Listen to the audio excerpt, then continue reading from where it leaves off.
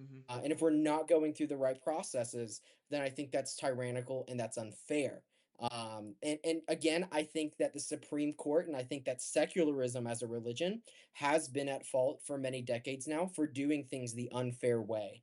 But as Christians, we don't want to adhere to how the world does things and how the world conducts itself in its character. If we're going to live in this nation, and we're going to be members of this nation, then there's a certain conduct and a certain morale that we should carry in how we conduct ourselves, especially in relationship to voting and policy.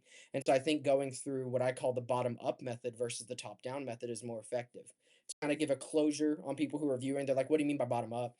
This is what I mean is that I think that before we try to change our nation, we should try to change our states. Because what's the point of changing a nation if you're not changing your state?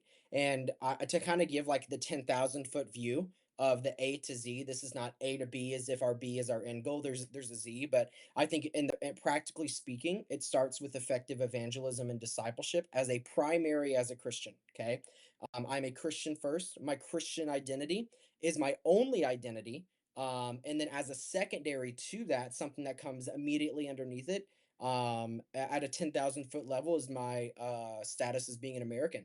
And I love being an American. I'm grateful that we live in the nation that we do. And I still believe that it is the greatest nation on the earth. But I believe that it is a nation that is in a state of decay, especially in regards to its morality.